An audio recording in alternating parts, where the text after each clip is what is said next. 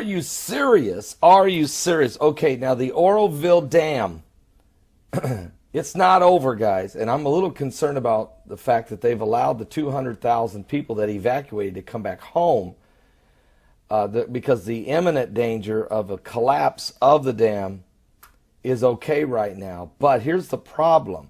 And BP Earthwatch has done a great job with a YouTube video that he put out yesterday that you should really check out. And that is this.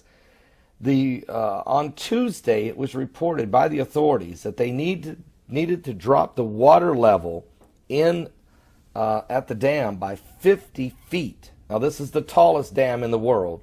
And, excuse me, it's the tallest dam in the United States at about 900 feet. They got to drop the water 50 feet before the rain begins, because starting tomorrow it's going to start raining, and it's going to rain for 7 straight days as this Pineapple Express storm is coming in. Now here's the problem.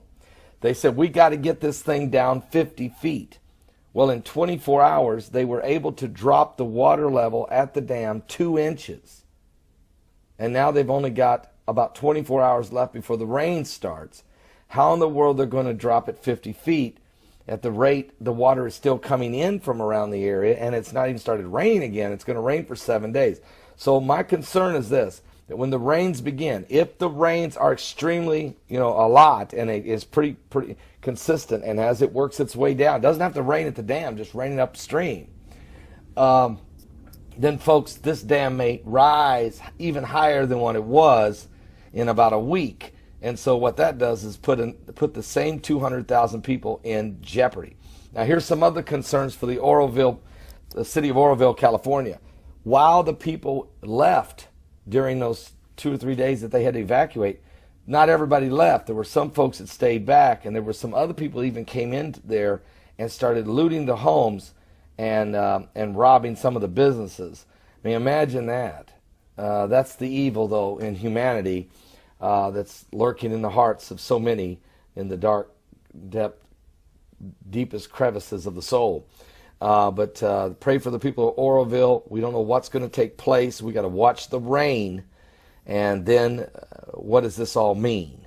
There may be another evacuation in about a week or sooner. So we'll just watch. Pray that it doesn't. Pray the rains hold back. But this is unbelievable what's going on in Oroville Dam in Oroville, California. We'll be back with more current world events. We're praying for you guys out there. We really are. And we'll be right back with more in just a moment. Give your life to Jesus Christ. We're in the last days. The sun is tilted by 6 degrees with respect to the plane of the planets. The reason for the non-zero solar obliquity has been a mystery since it was first discovered by Sir Richard Carrington in the mid-1800s. It turns out that Planet 9 can actually tilt the sun. The fact that the sun is tilted, even if it's only by 6 degrees, the fact that the sun is tilted, the sun is the most massive thing in our solar system by a huge margin, and it's oriented differently than everything else in the solar system. That is an incredibly strange phenomenon for which there really have not been that many explanations even attempted over the last 150 years. It's naturally explained by Planet 9 being exactly where we think Planet 9 is, which it's one of these mysteries that we think is now solved, that's been such a mystery that people haven't even really talked about it very much over the last 150 years because it's just been so difficult to think of why it is.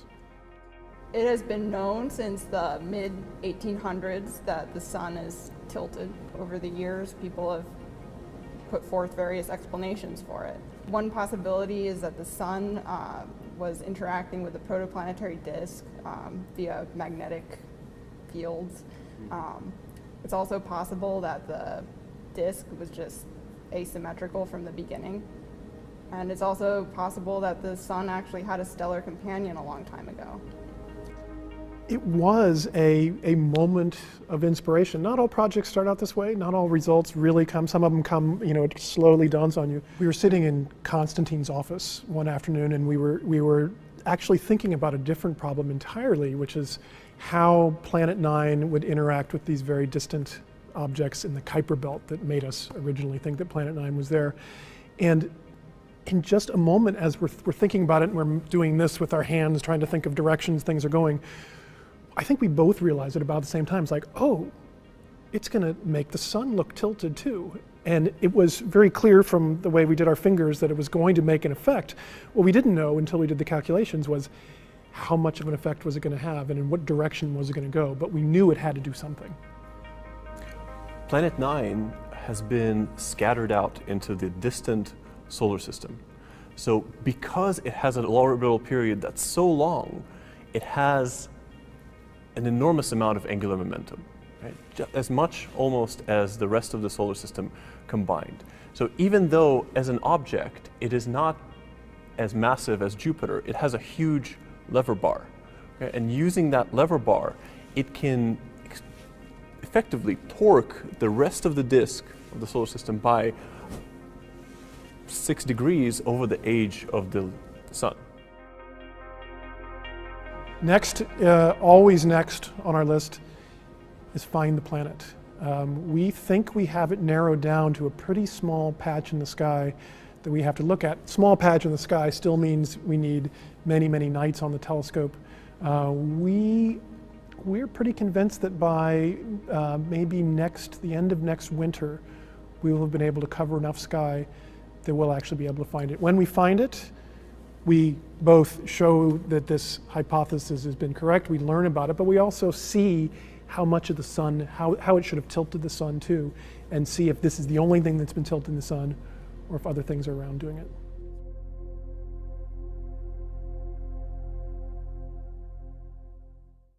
Hace unos días la NASA anunció oficialmente el descubrimiento del llamado noveno planeta, para algunos reconocido como Hercóbulus, Nibiru o Planeta X. Como usted sabe, el primer registro de él aparece en tablas sumerias de más de 5.000, 6.000 años de antigüedad y hasta el día de hoy había sido una leyenda.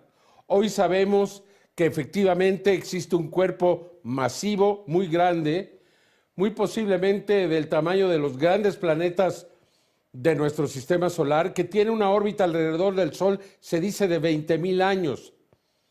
Todavía hay mucho que aprender y de saber de este misterio, ya que hasta el día de hoy no se le ha logrado fotografiar. Aquí le presento la investigación de Fernando Correa. Un equipo de astrónomos afirman tener evidencias de la existencia del noveno planeta. Nadie lo ha observado. Sin embargo, se ha logrado determinar que se localizaría 20 veces más lejos que Neptuno. Sería entre 10 y 20 veces más grande que la Tierra. Se piensa que es muy oscuro y que tiene una órbita muy alargada dando una vuelta al Sol cada 20.000 años. Estos cálculos son posibles gracias a las observaciones de las órbitas de 14 planetoides más allá de Neptuno, en el cinturón de Kuiper. La posición, dirección y órbitas de estos planetoides no se pueden entender a menos que exista un enorme planeta muy masivo que determinaría la posición de los planetoides. Sería el quinto en tamaño después de Júpiter, Saturno, Urano y Neptuno. Esta es la investigación del noveno planeta que está siendo relacionado con el llamado planeta oscuro, conocido como Nibiru o Hercolobus, el planeta bíblico. El 20 de enero del 2016, astrónomos del Caltech de Estados Unidos, Mike Brown y Konstantin Batygin, anunciaron que tenían evidencias de la existencia real del noveno planeta. What we have discovered is that numerous features of the Kuiper Belt, a field of icy debris beyond the orbit of Neptune, can be understood if the solar system possesses an additional ninth planet that resides well beyond the orbits of the known planets. De manera que el campo gravitacional y la dirección de las órbitas de los planetoides en el cinturón de Kuiper se explican por la existencia de un noveno planeta. Mike Brown en 2003 descubrió el planetoide Sedna. En 2005, los planetoides Eris y Makemake. Y en 2016 explica por qué existe el noveno planeta. When we looked at the outer solar system, we realized that while most of the very distant objects, these objects beyond Neptune, beyond Pluto, most of these objects, they all go around the sun and they're all sort of pointing off in all different directions. But the most distant objects all swing out in one direction. in a very strange way that shouldn't happen. And we realized that the only way we could get them to all swing in one direction is if there is a massive planet, also very distant in the solar system, keeping them in place while they all go around the sun. Aunque existen evidencias de la existencia del noveno planeta, aún no ha sido observado. Sin embargo, ya se está buscando con los mayores telescopios del mundo. Se calcula deberá ser observado los próximos 5 años. La confirmación de su descubrimiento seguramente resolverá el enigma del planeta oscuro llamado Nibiru o Hercolobus, el planeta bíblico conocido como Ajenjo, un planeta que se describe en la tablilla de Berlín de las crónicas de los sumerios. El noveno planeta está siendo relacionado con Nibiru en una investigación que continuará. Informó Fernando Correa.